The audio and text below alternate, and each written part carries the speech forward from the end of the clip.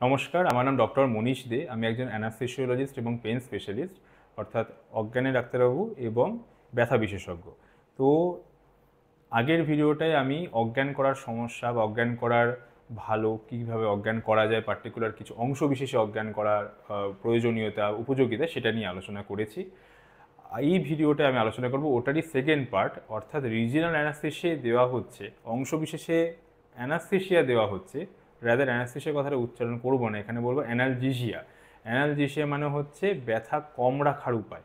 তো ব্যথা কম রাখার উপায় কী কী আছে, এবং ক্রনিক পেন, অ্যাকিউট পেনে আলোচনা ছিল আগের ভিডিওতে। এবার ক্রনিক পেন মানে হচ্ছে লং টার্ম ব্যথা।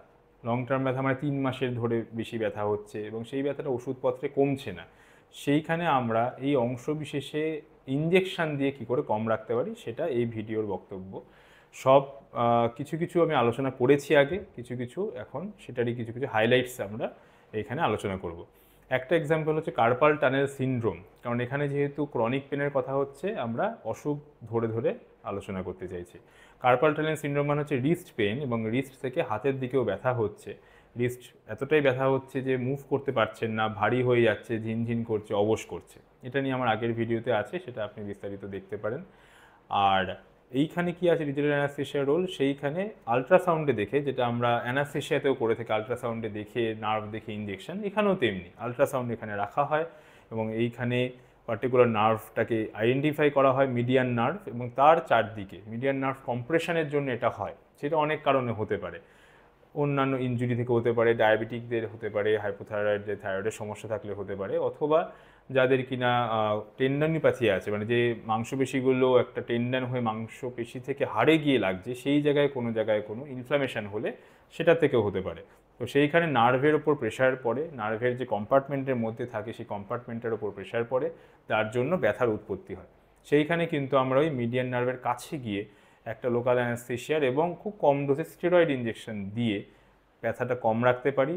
ব্যথা যেই কম থাকবে, ব্যায়াম করা শুরু এবং কিছু লাইফস্টাইল মডিফিকেশনের মাধ্যমে এই ব্যথাটা কম রাখা সম্ভব। কিন্তু এখানে কিন্তু আমরা একটা পার্টিকুলার জায়গাতে অংশ বিশেষে ওষুধ দিলাম, যেটা কিনা অ্যানাস্থেসিয়া নয়, অ্যানালজেসিয়া। তো এইখানে কীভাবে সাটল ডিফারেন্স রয়েছে, অ্যানাস্থেসিয়া যদি এইখানে করা হতো, রিস্ট ব্লকও এখানভাবেই দেওয়া যায়।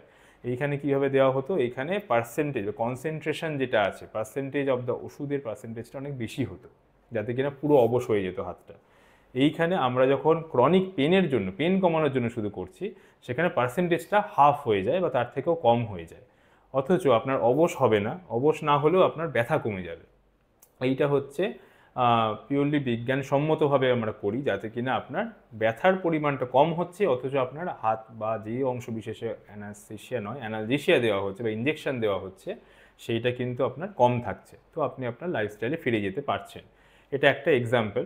আর কি রয়েছে, রিস্ট থেকে এবার এলবোতে আসলাম। এলবোতে টেনিস এলবো বলে একটা কন্ডিশন আছে, সবাই জানেন। আর টেনিস এলবো বলতে কী ধরনের সমস্যা, টেনিস খেলতে খেলতেই সবসময় হবে তা তো নয়, না। টেনিস খেলা সবসময় নয়, যে কোনো একটা স্ট্রেন, সেটা ক্রিকেট খেলা হোক, টেনিস খেলা হোক, ডেইলি ঘর মোছা বাসন মাজা হোক, যে কোনো কাপড় কাচা হোক, যে কোনো জিনিস থেকেই হতে পারে ক্রনিক স্ট্রেন, মানে অনেক দিনের ধরে স্ট্রেন হচ্ছে, এবং সবারই হবে তাও নয়, কিছু কিছু পার্সনদের হয়, সবার হয় না। এইখানে কি আছে, এইখানে আমাদের এলবো জয়েন্ট যেটা আছে, তো এলবো জয়েন্টেও কিন্তু আমি যে আগে বলেছিলাম রিস্ট জয়েন্টের ক্ষেত্রেও মাংসপেশি থেকে একটা হাড় অবধি যে সংযোগস্থল, মাংসপেশি থেকে টেন্ডান হয়ে যে হাড়ে গিয়ে অ্যাটাচমেন্টটা হবে, সেই জায়গাতে কিন্তু একটা ইনফ্লামেশন হতে পারে। সেই ইনফ্লামেশন যখন হয়, সেই জায়গাটা যদি ব্যথা থাকে এবং সেটা যদি না কমে 3 মাসের বেশি, সেটা কিন্তু ক্রনিক পেনে চলে যাচ্ছে। সেই ক্ষেত্রেও আমরা আলট্রাসাউন্ডে দেখে পার্টিকুলার যেইখানে হাড়ে গিয়ে অ্যাটাচমেন্ট নিচ্ছে বা হাড়ে গিয়ে যেই টেন্ডানটা বা যে মাংসপেশি থেকে শুরু হয়ে এটা টেন্ডান হয়ে ওখানে গিয়ে লাগছে, অ্যাটাচ হচ্ছে, সেই জায়গায় আমরা আলট্রাসাউন্ডে থেকে ইনজেকশন দিতে পারি। আবার সেই একই ইনজেকশন লোকাল অ্যানাস্থেসিয়া এবং স্টেরয়েড, সেইটা দিয়েও কিন্তু এই টেনিস এলবোর ব্যথাটা কম থাকবে, কিন্তু হাত কিন্তু অবশ হচ্ছে না। সেই কনসেন্ট্রেশনই দেওয়া হবে, যাতে অংশ বিশেষে অ্যানালজেসিয়া অর্থাৎ পেন কন্ট্রোল বা ব্যথা কমানোর ইনজেকশন আমরা দিতে পারি। এটা এক ধরনের রয়েছে। আরও কিছু কিছু কন্ডিশন, যেমন cubital tunnel syndrome, golfers elbow, এগুলো হচ্ছে সব এলবোর কাছাকাছি বিভিন্ন জায়গায় যে কম্পার্টমেন্টগুলো থাকে আমাদের হাতে বা পায়ে, বিভিন্ন জায়গায় কিছু কিছু কম্পার্টমেন্টস থাকে, যার মধ্যে দিয়ে কিছু স্ট্রাকচার বা কিছু গঠন আমাদের যায়, অ্যানাটমিক্যাল গঠন, যেমন মাংসপেশি হতে পারে, এটা নার্ভ হতে পারে, ভেসেল হতে পারে, যে কোনো ধরনের ধমনী বা শিরা হতে পারে, সেই জায়গায় যখন আপনার কম্প্রেশন হচ্ছে বা জায়গাটা ছোট, আরও ছোট হয়ে যাচ্ছে, তখন কিন্তু ব্যথার উৎপত্তি হতে পারে। সেই জায়গাগুলো আইডেন্টিফাই করার আগে ক্লিনিক্যালি আপনার সাথে কথা বলে এক্সামিনেশন করে এবং ওষুধপত্র দিয়ে না কমলে তখন আমরা আলট্রাসাউন্ডে দেখে ইঞ্জেকশন দিয়ে এগুলো কম রাখতে পারি। আর কি রয়েছে? আরও রয়েছে, যেমন পায়ের ক্ষেত্রে যদি চলে আসি, পাইরিফর্মি সিনড্রোম। পাইরিফর্মি সিনড্রোমেও করা যায় আলট্রাসাউন্ডে দেখে, অথবা আলট্রাসাউন্ড এবং এক্স রে কম্বাইন করে করা যায়। পায়ের যে বাটাক্সের মাংসপেশি, আমরা কি মাসেল বলি, বাটাক্স, সেই জায়গায় যে আপনাদের নিতম্ব যেটা বলা হয়, নিতম্বের যে মাংসপেশি রয়েছে তার নিচ দিয়েও নার্ভ যায়, সায়াটিক নার্ভ, সেটার ওপরে কম্প্রেশন থাকতে পারে। সেই যদি কম্প্রেশন থাকে, সেইটাও কিন্তু একটা ব্যথার কারণ হতে পারে, ঠিক কোমর থেকে পায়ের দিকে সায়াটিকার মতো পেন হবে, কিন্তু সায়াটিকা নয়। এটা নিয়ে আমি আগে একটা ভিডিওতে আলোচনা করেছি।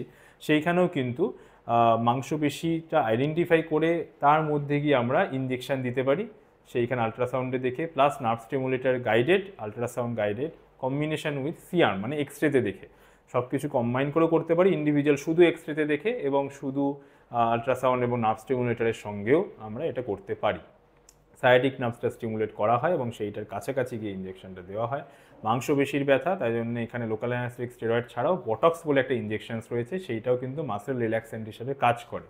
এইখানে বটক্স ইঞ্জেকশন দিলে আরও লং টার্ম পেন রিলিফ হয়। ইনিশিয়াল লোকাল অ্যানাস্থেশিয়া স্টেরয়েড দিয়ে দেখা হয় পেন কতটা কমছে, সেই মতো সেকেন্ড ইঞ্জেকশন যদি নিতে হয় আমরা বটক্স ইঞ্জেকশন দিতে পারি। এইটা এক ধরনের ব্যথার উৎপত্তি হলে সেইখানে করা যায়। আর কি, যেটা শেষ আলোচনা করব সেটা হচ্ছে অ্যাঙ্কেলের কি রয়েছে, রেট্রোক্যালকিনিয়াল বার্সাইটিস বলে একটা টার্ম রয়েছে। সেটা কি, খটোমটো নাম, গোড়ালির পিছন দিকে যে আমাদের উঁচু মতো একটা হাড় থাকে, সেইখানেও কিন্তু একটা মাংসপেশি সরু টেন্ডন হয়ে গিয়ে অ্যাকিলিস টেন্ডন বলি আমরা, সেটা গিয়ে কিন্তু অ্যাটাচমেন্ট নেয়, ওখানে গিয়ে লাগে।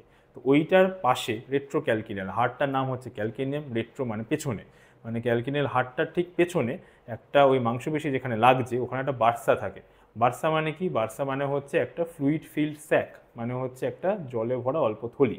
সেইটা কি হবে, সেইটা কিন্তু সব জয়েন্টেই সব কিছুতেই রয়েছে, এবং সেইটা যদি ইনফ্লেমড হয়, সেটা যদি আপনার অনেক বেশি কোনো কারণে ক্রনিক স্ট্রেনের জন্য হোক, কোনো চোট পেয়ে হোক, ইনফ্লামেশন থাকে, সেই বার্সাইটিস যদি হয়ে যায় তখন কিন্তু সেই ব্যথা হতে পারে। সেইটাও যদি ওষুধে না কমে, 3 মাসের বেশি হয়, তাহলে কিন্তু ক্রনিক পেনে কনভার্সন হতে পারে। সেই জন্য ওইখানে আমরা কিন্তু আলট্রাসাউন্ডে দেখে বার্সার কাছে গিয়ে ইঞ্জেকশন দিতে পারি। সেম প্ল্যান্টার ফ্যাসাইটিসের ক্ষেত্রেও পাশাপাশি যে স্ট্রাকচার পায়ের পাতায় যেখানে হচ্ছে ফাসা থাকে, একটা আবরণ থাকে, মাংসপেশির আবরণ, সেইখানেও কিন্তু ক্রনিক স্ট্রেন বা কারোর পায়ের কার্ভেচার আলাদা, পায়ের যে হিলের আমাদের যে টোর কার্ভেচার রয়েছে, ফুটের কার্ভেচার, সেটা একটুখানি আলাদা আছে, ক্লাব ফুট আছে বা আপনার ধরুন ফ্ল্যাট ফুট আছে, সেগুলোর জন্য প্ল্যান্টার ফ্যাসাইটিস হতে পারে, সেটা নিয়ে একটা আলোচনা হয়েছে। সেইখানেও আমরা আলট্রাসাউন্ড গাইডেড ইঞ্জেকশন দিতে পারি এবং লোকাল অ্যানাস্থেটিক স্টেরয়েডই দেওয়া হয়, কাছাকাছি দেওয়া হয়। পা অবশ হয় না, কিন্তু পায়ের ব্যথা কমে যায়। তো দু ধরনেরই আমরা ইঞ্জেকশন প্র্যাকটিস করে থাকি অ্যাজ অ্যান অ্যানাস্থেসিওলজিস্ট এবং পেন স্পেশালিস্ট।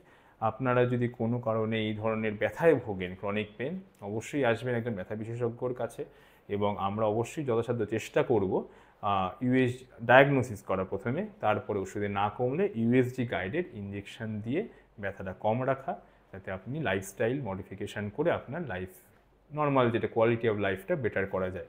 দুটো ক্ষেত্রেই কোয়ালিটি লাইফ বেটার করা হচ্ছে। আগের ভিডিওতে অ্যানাস্থেশিয়া ডিউরিং সার্জারি এবং তার ঠিক পরে, এবং এই ক্ষেত্রে অনেক দিনের ব্যথা, সেখান থেকে আপনার লাইফস্টাইলে বা জবে ফিরে যাওয়ার ক্ষেত্রে।